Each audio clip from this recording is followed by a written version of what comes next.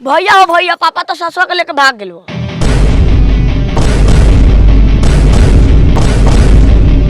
अरे बाप रे बाप। पितृभ्य स्वधायभ्य स्वधानम, पितामहायभ्य स्वधायभ्य स्वधानम, प्रपितामहायभ्य स्वधायभ्य स्वधानम। अरे बाप, अरे मतारी, छोड़ दे रे सर्वस्व।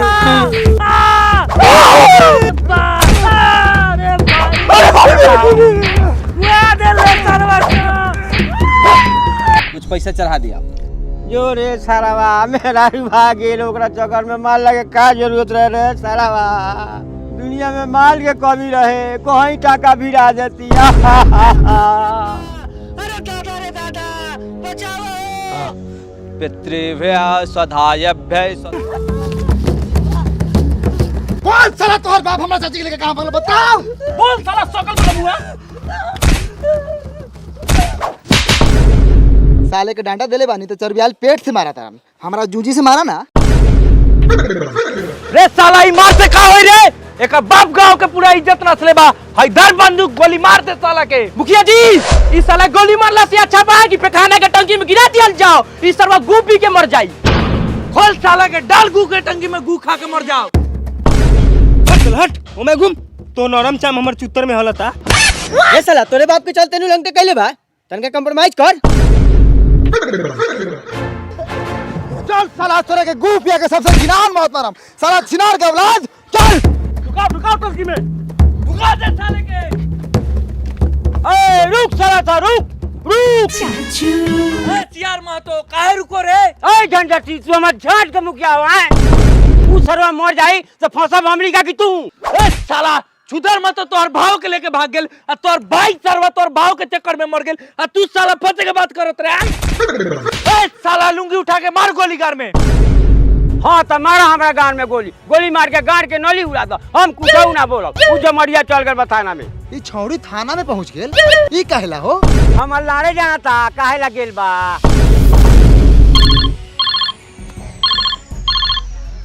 दरोगा शशि यादव। हम दरोगा शशि यादव बोला तानी मुखिया जी। जी दरोगा साहब। उछावड़ा सा के मार देनी की जिंदे बा? ना अभी जिंदा बा। हाँ तो मारे के नहीं खे ना तो मैटर गड़बड़ा जाई। दुल्हन यहाँ पहुंच गेल बा, साथ में छुदरो महतो। उ सरवा सके लेके तहाई। अच्छा सबके लेके आवता नहीं थाना पर। ए चल सब थाना पर। हाँ साला, थाना में पहुंच गया है मेरा जनाना। ये सर्वस्व, हम पैर जमा लाओ, हम लंगटे कैसे जाएं? धर तोड़ी बहन करा पहन के आओ।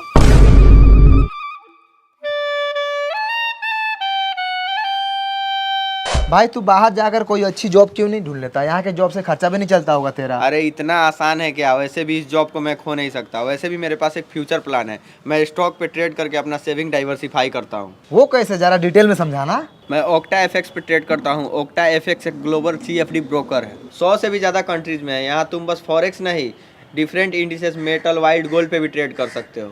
अभी ओक्टा एफएक्स स्टॉक ट्रेडिंग भी लॉन्च कर रहा है। इसका मतलब तुम्हें पूरा स्टॉक बाय करने की ज़रूरत नहीं। यहाँ पे तुम अर्न करने के लिए कंपनी के शेयर्स बाय और सेल कर सकते हो उनके डेली प्राइस डिफरेंस पे। इससे तुम शेयर्स ऊपर जाने से नहीं, शेयर्स नीचे जाने से भी कमा सकते हो। ये तो सही है, लेकिन तू कौन सा स्टॉक्स पे ट्रेड करता है? तुम ट्रेड कर सकते हो काफ़ी ग्लोबल स्टॉक्स में, जैसे एप्पल, नेटफ्लिक्स, अमेजोन और काफ़ी मेजर कंपनियों के स्टॉक्स के साथ। ट्रेड 24/5 ओक्टा एफएक्स पे, क्योंकि ये डिफरेंट एक्सचेंजेस के साथ काम करता है। मस्त, लेकिन मैं इसे डाउनलोड कहाँ से करूँ?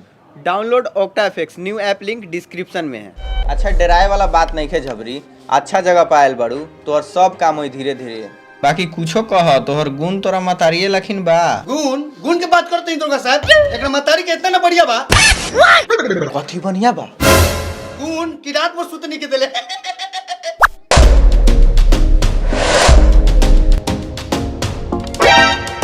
का करी मुखिया जी? चाची तोहरा जे मन करे। बताओ साला हमार चाची कहाँ बा? बोल। ए क्या होश में छुतर महतो के गांव के मुखिया है, यहाँ तोर कोनो रंगदारी ना चली। चली मुखिया, तुम रंगदारी की बात करता है, यहाँ बोली के साथ साथ गोली भी चली। हाँ तो सर्व चलाओ गोली। हमको कोनो मौका मुखिया नहीं की। भालू भगत नाम हमर, भालू भगत। ए भालू भगत उर्फ महाराज मुखिया, अगर तोरा भलुआन के कोनो लेके भागई तब तोरा कैसे लगई? बड़ा बढ़िया लगई अगर हमर भलुआइन जहाँ तहाँ भोग मरे तब नु। हाँ तो एक बार लिया के हमने के सामने खाना करा ना, भोग के साथ साथ रोग धरा दे हम। रे साला हट हट पहले ई साला रोग लगाई भोग लगाई दूगो परिवार में आग लगाई। ये साला के शुरुए से देखा तनी इहे काम बा एकर। ये तो हई सारो कोनो बढ़िया काम कैले बा। बियाह के दिन तोरा रहते हुए हमर चाची के लेके भाग गेल हैं। अब किताब हम आग नहीं लगावत, अब तू कहीं से हमर चाची लिया के दो। मिली गिफ्ट में एगो चौचो मिली जौन भाग गेल साला ओकरा ला इतना चिंता फिक्र बा। आ हई लड़की सवेरे से आके बैठल बा, एकरा से केहू पूछते नहीं है कि काहे ला के बैठल बा। ए छौरी रे काहे ला के बैठल बारे रे? चौराहे में मरला तो हाथी में बाई हो जाएगी। दो गले के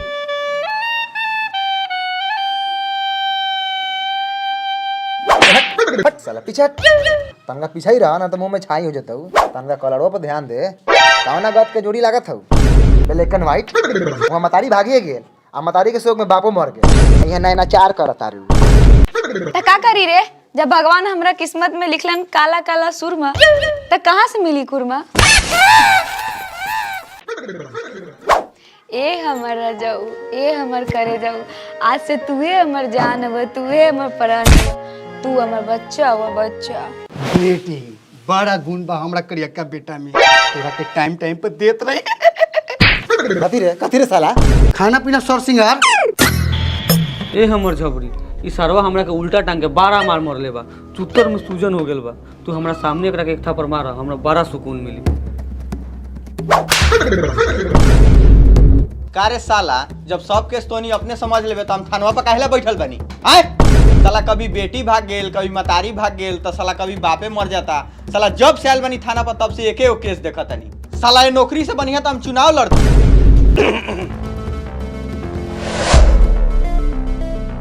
का तिवारी जी बड़ा पतला पतला पेट खराब बा का? आगे वाला छोड़ के नीचे ही ध्यान देता ताकि आगे वाला देख लू।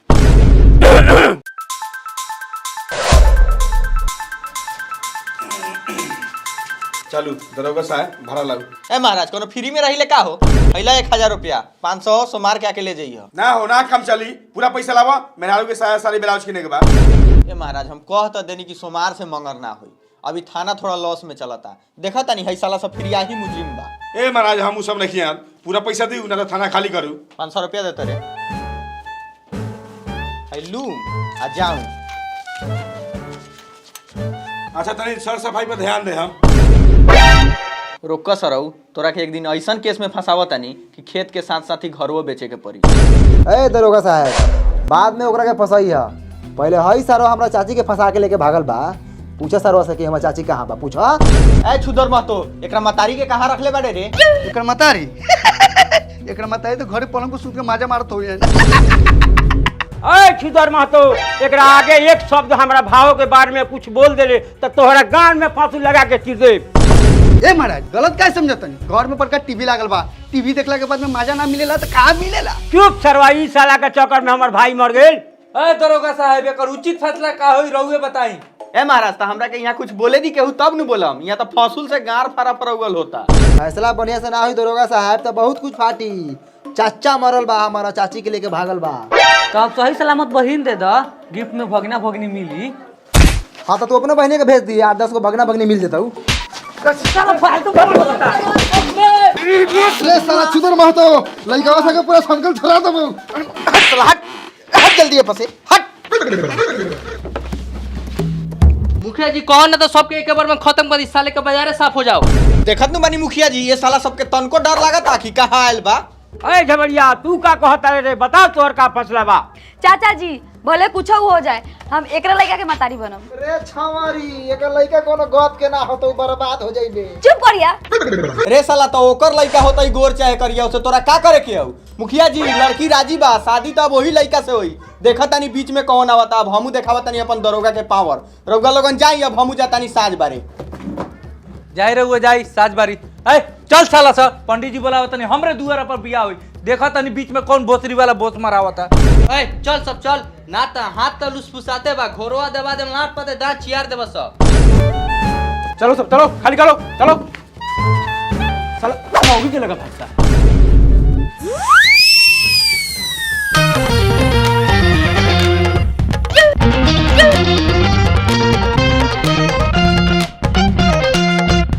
साला कौकर देखा तरह इतना हरामी लइका बा। इस सरवा हमारा पंचायत में रहित न चिमनी के भट्टी में डाल देते जोर के तंदूरी बन जाए साला। का हो मरद मुखिया बारा फुसुर फुसुर खाली नामे के मरद बारा आ तनका जोर से बोला तब नो ने करी से वही हुक प्लेंडिस। सुनत तुम्हारा छुतर महतो सरवा के बोली बहुत सारा फालतू बोलता है। मुखिया जी ओ मुखिया जी बुलाओ बुलाओ मुखिया जी के। क्या बहू भोज भात बा का? हाँ काका भोज भात बा तू अपना घरे खइया ना हमरा लगे अइहा ना। आ जाइए बाले बच्चे छिपा लोटा लेके एगो बियाह तो बाहर नहीं के होत आ रहरा के भोज भात चाही। का भेलो छुदर मत तो काहे चिल्लात रह? हई सरवा के समझाइता बहुत फालतू बतियाइता। साला के लोल देखते रखेंगे चलता उंगली नीचा कर उंगली नीचा कर। देखो तुम्हारी मुखिया जी सरवा के रहुआ आँख के सामने हमरा मुंह पर चप्पल से मार देलक। देखले भल शेर लेकिन गरजत रहलक ह। एक चप्पल लागला के बाद छिनरी में हो लेकिन करना करे लागल दगला साला। का रे उतर तो तू साला पहले टेबल पर से नीचे उतर। मुखिया जी कबले भूखे रखम कुछ नाश्ता पानी के व्यवस्था करू भूखे गार सूख के ऐठा भइल बा।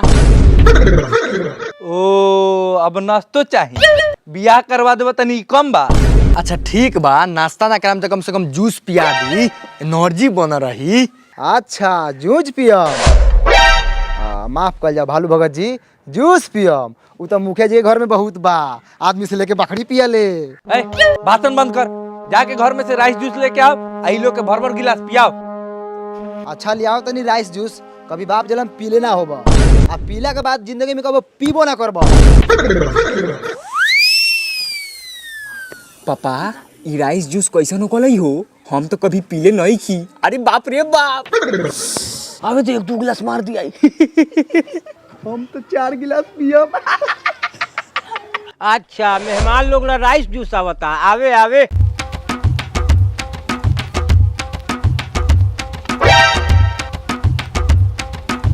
ए उठाओ यार लार कुदा लेंगे जिम निकल रहा उठाओ। रहुआ उठाई भालू भगत उर्फ मरद मुखिया। है छुदर मत ज्यादा छुदर ही ना एक उठावा बाकी लोग हमारे जूझी पी। इधर उठाओ राइस जूस इधर। तनका बचाइए कि मेहमान लोग मुंह जरी।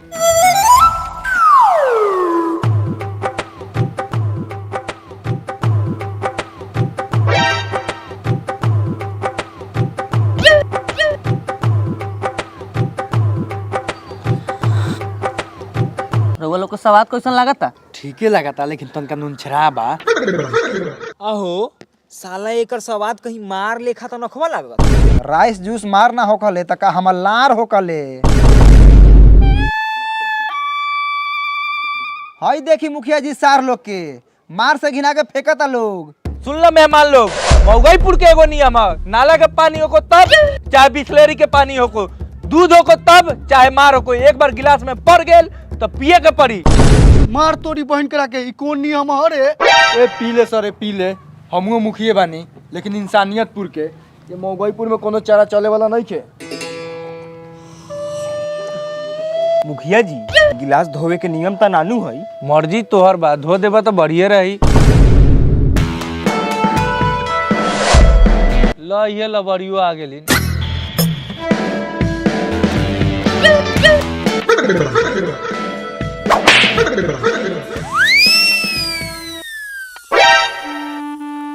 प्रणाम मुखिया जी। खुश रह कोनो बढ़िया काम करके नहीं खुआल भतार के खाची बा के आल बारू।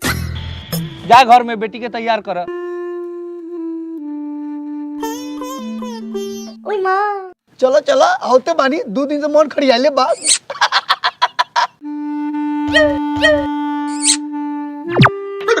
साला बोर दोगला बारे है कितनो मार देता नहीं सुधरते नहीं। चाचू तो संके हो आँख मारत हो। क्या समाचार? मुखिया जी खाना पानी खियावल जाओ। हाँ लागो लागो टेबल कुर्सी अब बिया केहू से रोकाए वाला बा।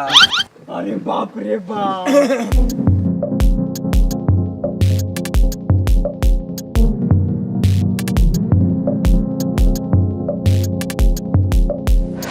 उड़ी हाँ ओ आओ रखो ना। ए बूढ़ी खाई भर नु खेबे कि पाकिट में कस के घरे ले जेबे खो खत्म कर त फिर दे बहू अरे मेहमान के सब जूझी दे मेहमान सब्जी खत्म हो गेल बा ए बउआ संधी साहब के दुगो चुत्तर फल दो। लियाओ तनी चुत्तर फल हई तोले पूरी खो ओ ई साला चुत्तर फल कैसन कलई हो पहली बार नाम सुनो तनी। हई रहल चुत्तर फल समझू का दूगो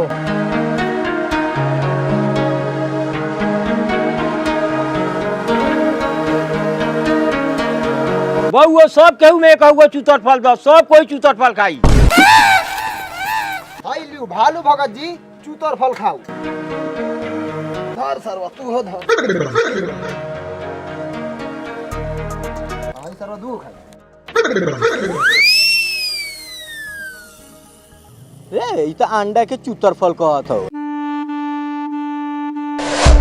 अरे दरोगा साहब आऊ आऊ रहुए कमीरा लखा तो साला अंडा कम बा कहू दरोगा साहब समाचार। सब ठीक बा बड़ा जोर से भूख लागल बा महाराज। ए घुसका ए प्लेट आवे देखा तारा पापा साला के खाहू में रंगदारी बे एकरा। बोली दरोगा साहब कएगो एगो काम कर एकरा के धर हई ले जा आ तू कहला इतना भारी ढोता रे एकरा के धर आ हई तू ले जा धर हल्का ढोआ लोगा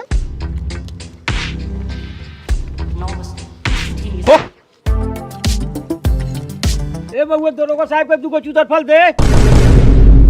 रे साला गलीज साला ई कहां से नाम ले आवता रे ऐसा साला कभी लेग पीस त कौन पीस आ साला ई चुतर फल का बारे हई खाऊ दरोगा साहब चुत्तर फल ई तू खा आ ई हमरा के द देखा तारा यहाँ के लोग सके साला सा अंडा के चुतर फल कहता राइस जूस बाकी है बा रे साला भाग यहाँ से।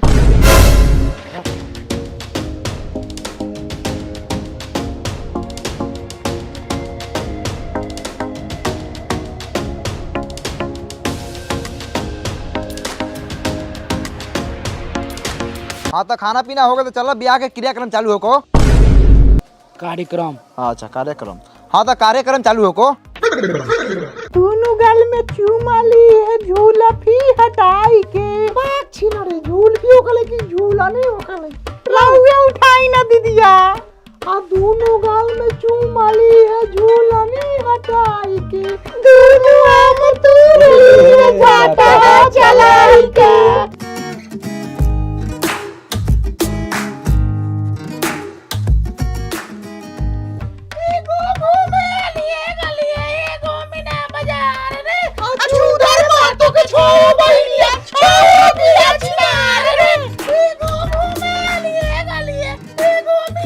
का पंडित जी तरे गन गिना तानी ए महाराज आगे के रसम भसम हो को रसम होखेला भसम ना ए मुखिया जी सरवा कामना के लइका ह घोरपरास महतो के बड़ा बढ़िया लइका बा सरवा रहुआ अपन रसम पर ध्यान दी न त ई राउर आखिरी रसम ना होके। हाँ तो कन्या निरीक्षण तो होइए गेल और छावड़ा के भेजी भावड़ा घुमावेला। ए भावना लौड़ा के बारे में का सोचले पड़े घुमा 5-7 फेरा।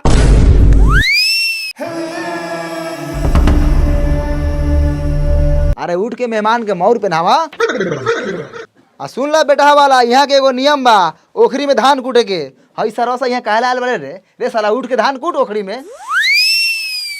देखा तुम बड़ा साला सब बैताले की ताकत है ए साला सा उठ के कूट ए बोसन उठ के कूट दई धान धान कूटा हो दूल्हा धान कूटा हो किसी ने दूल्हा कितना करिया है जा दिया हो करिया हो के जा कोइला हमनी के दवा थोड़ी बा हमनी अपन दवा सुंदर खुल जाई धान कूटा हो दूल्हा धान कूटा हो अपना बहिनी के ओखरी में हटा कूटा हो अरे अपना बुआ के ओखरी में धान कूटा हो हाँ बहू आराम से लइका हदा से हक दी।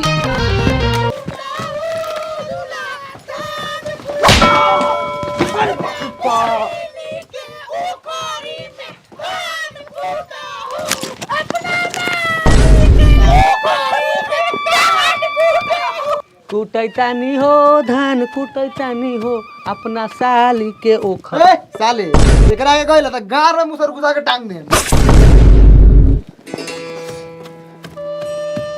बस बस कुटा गेल, अब ओखरिए फाड़ देब का। बैठू मेहमान पलथी मार के चूतर के भरे उतर में है।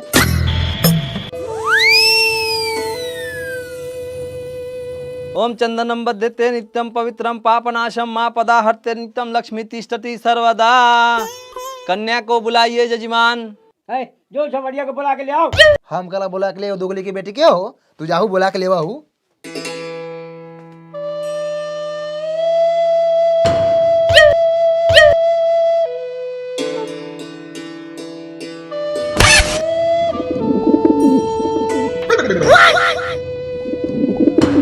अरे बाप रे बाप, ये कबूतरी कौन बारे?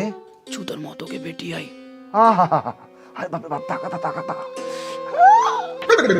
अरे ओम गंगे गंगे जमुने जमुने च गोदावरी सिंधु कावेरी जलम समर्प्यामी।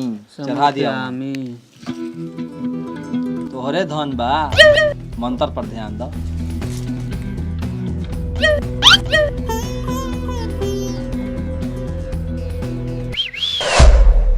हमर जूजी बजावा ना।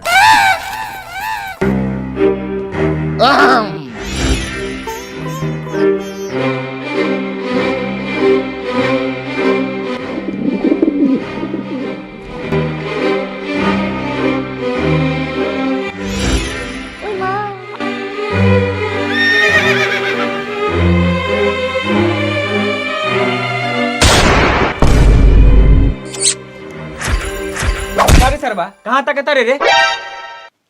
सामान पर साला तोहर सामान हो कि हमर बारे? रे साला तोरे सामान हो तो तोरा पर कहाँ तक हूँ? हमारा पता का ऊपर से आंखों मारत हूँ। साले साफ जब्बे कर दे, बहिन बा हमर। ए साला पिछाट साला पटावे दे पहले। पटवाई सरऊ तोरा के पटवा दी। अकेले काफी बानी, प्यार होता प्यार। ई साला खाली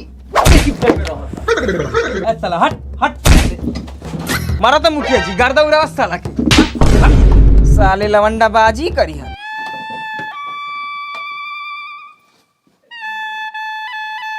छोड़ा सर हो जाए दो। ए हमर करेजा, ए हमर जान, ए हमर लड्डू।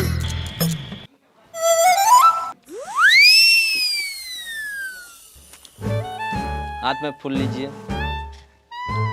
भगवान का ध्यान करिए दोनों प्राणी। ओम कर्पूर गौरम करुणावतारम संसार सारम भुजगेंद्र हारम सदा वसंतम हृदयारविंदे भवम भवानी सहितम नमामि।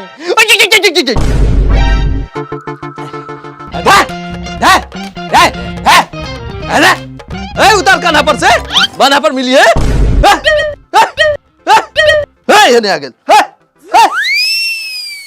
कथी जे कले बार मिर्गी उखरा लवा का? ए महाराज, कान्हवा पर दुगो जनानी नु रहेला, फेरा फेरी चढ़त रहलन स। हाँ, ओम गंगे च जमुने च गोदावरी सरस्वती सिंधु कावेरी जलम समर्प्यामि। ओम गणानन्त्वा गणपति गुं हवा महे निधिनन्त्वा निधिपति गुं हवा महे प्रियनन्त्वा प्रियपति गुं हवा महे। ओम कर्पूर गौरम करुणावतारम संसार सारम भुजगेंद्रहारम सदा वसंतम हृदयारविंदे भवम भवानी सहितम नमामि।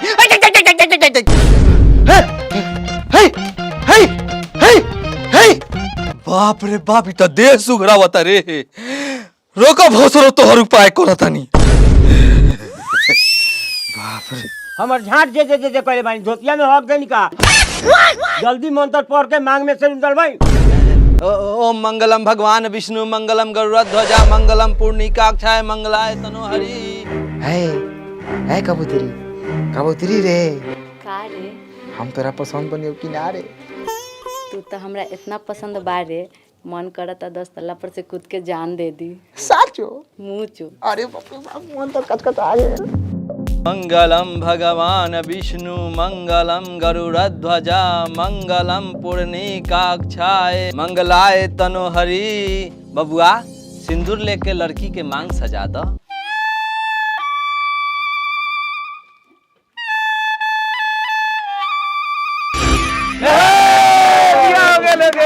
मिठाई आओ। अरे भाई लालू भाई हमने बियाह करा देनी। तो ये सब बड़ा खुशी का हो सकता है? वो मिठाई ए चुप साला चुप, मिठाई खइबा। पापा ऊ सरवा मनिया बबी दी के लेके भाग गेल।